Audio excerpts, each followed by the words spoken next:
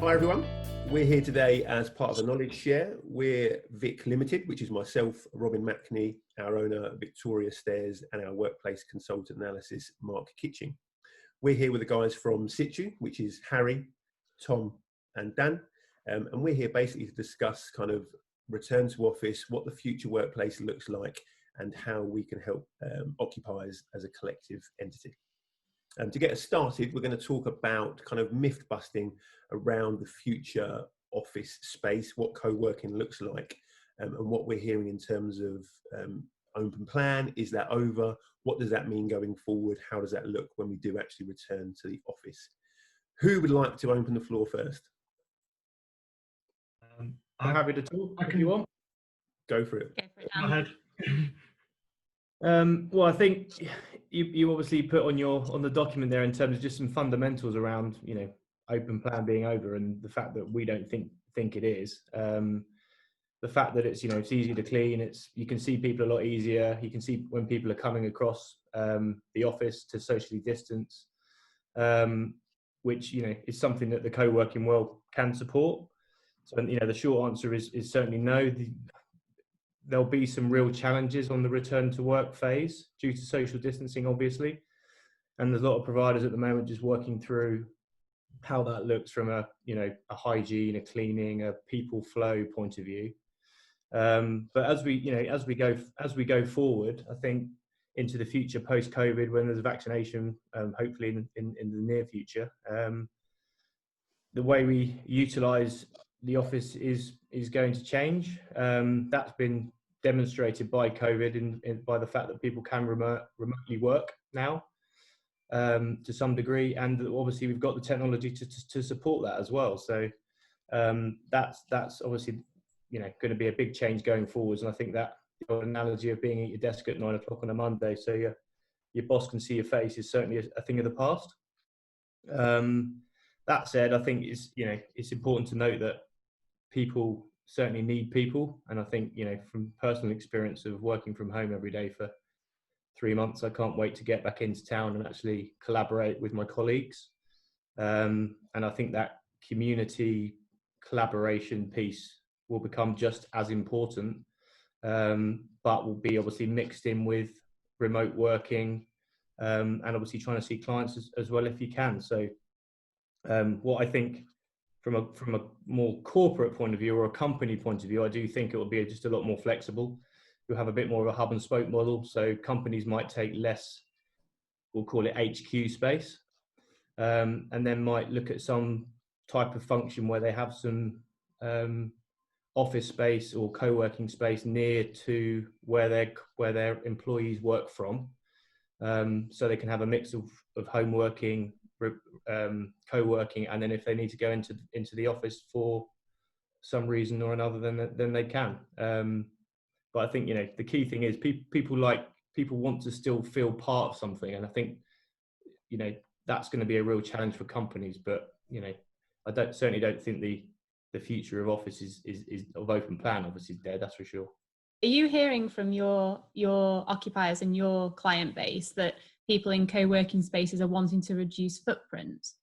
Because that seems to be something that's coming through, and we're actually talking to our clients about not doing that, particularly at this stage, for the sense of they need the space to be able to socially distance to bring their teams back, and then maybe to rethink about what they need going forward. And I'm just interested from the co-working space, and Dan, you were saying people might reduce their HQ footprint or their need for that HQ. Are you seeing that now, or is that what you're looking to advise for the future? I think that will happen going forwards into the future. I think at the moment and I was saying to the guys yesterday, it's case by case at the moment. You know, we're working with some companies. Every company is just trying to work it out at the moment in conjunction with their provider. So some will maybe look at taking half the space because they're going to be a lot more remote working in the future, you know, until they work out what's going to happen, all the way through to other people maybe taking double the space so they can have every employee in the company in that office social distance. So yeah, we just closed a deal yesterday with a company who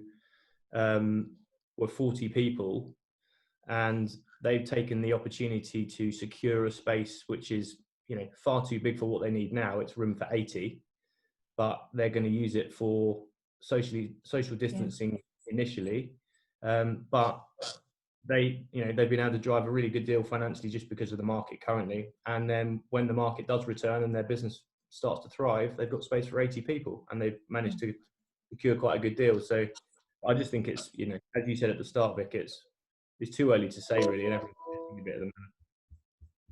I think the one thing, Vic, that's consistent across most clients we're speaking with as well is the conversation around this. Was this ever a conversation we had before COVID? Probably 25% of the time. How big is my actual office demise?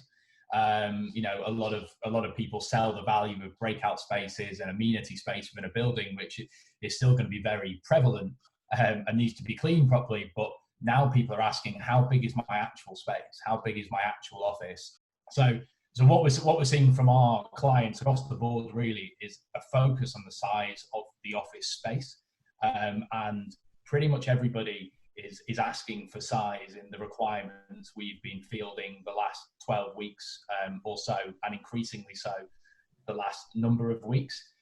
So however businesses want to use that space, to Dan's point, there's no one size fits all, but the actual size of the space is really, really important to people now, which in some cases hasn't been the focal point when people look at co-working space. They just need to know there's a certain number of desks, somewhere they can lock their things, and a lot of agile amenity space in a building.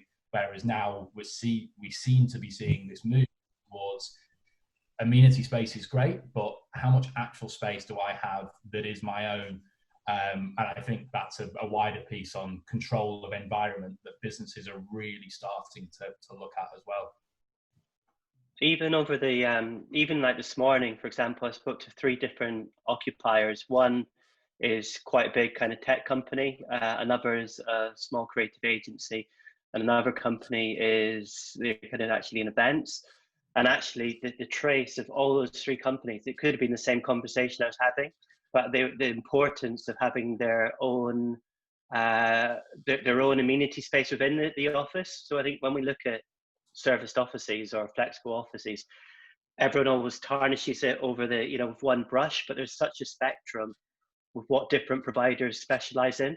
And I think for us, what we're probably seeing is the ones which are going to be most popular is maybe those kind of smaller boutique type offerings where the occupier does have their own space. They still have the flexibility. They still have a one price covering absolutely everything, but actually having their own front door, having their own space, opposed to, as Tom was saying, the big area with the kind of lots of communal area spaces in the building.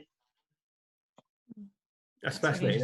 Obviously, as a designer, I want to run ahead and get carried away and start designing a space built around loads of amenities and lots of open plan spaces and luxuries and all those good things that we want in offices, when actually what we're hearing back is it's about how much space do I have as an individual to work in. We've got to make sure that that's not confused with that is my desk, because we're going to fall back into that whole allocated seating, need of a requirement for specialist teams to be, I can't possibly sit anywhere else because I don't know who's been at that desk previously. I think the beauty around some of the conversations we're having is that a lot of our clients are understanding the need for deep cleaning. So if people are being flexible in their approach, and maybe in co-working spaces, I need to take your guys' steer on that, but certainly from the office side, if they're flexible working, activity-based working, all of their items are centrally stored anyway, and it means that desks are cleared every day, and the cleaners can get in daily and clean morning and evening. So I think we've just got to make sure that in terms of how we talk to our clients, making sure that if their space is important to them, making sure that it's space that can be anywhere within that sort of occupier space rather than their desk specifically. Because otherwise we're going to go backwards in terms of how offices are made. I completely agree.